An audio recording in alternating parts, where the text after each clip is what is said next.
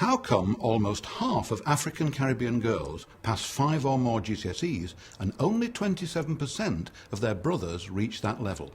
Is it culture, prejudice, peer pressure, parenting, teachers' lower expectations? Until we know the cause, we won't find a solution.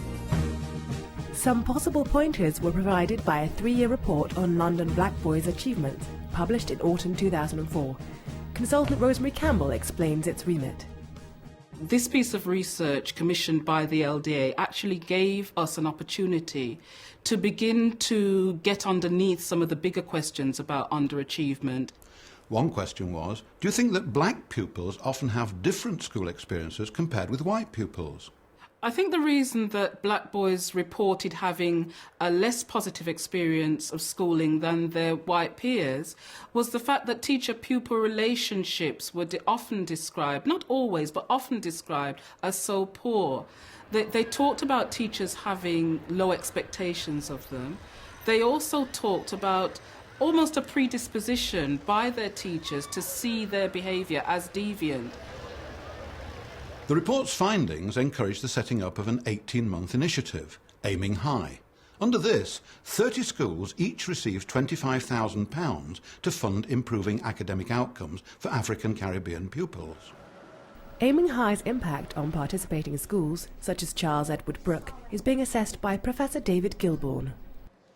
It's helped schools to kind of break that silence around race in education, that they can actually start talking about race inequalities and some of the particular things that schools can do to help improve the situation. The work with middle leaders in terms of heads of department was particularly interesting by assisting them in reviewing their curriculum so that it was actually more reflective of the students.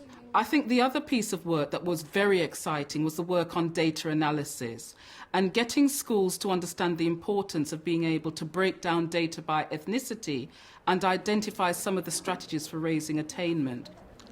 The Aiming High project has been specifically targeted at the group of students, Caribbean boys, who are most likely to underperform.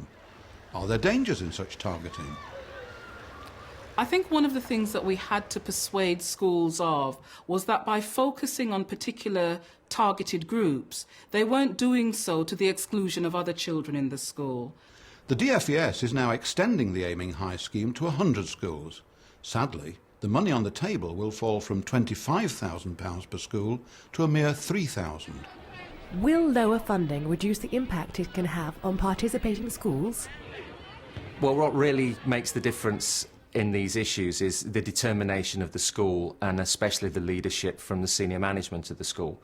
So in some senses, every school can do this. You don't need any additional resources. It's easier if there are additional resources available to support it, but what really matters is the determination of the school.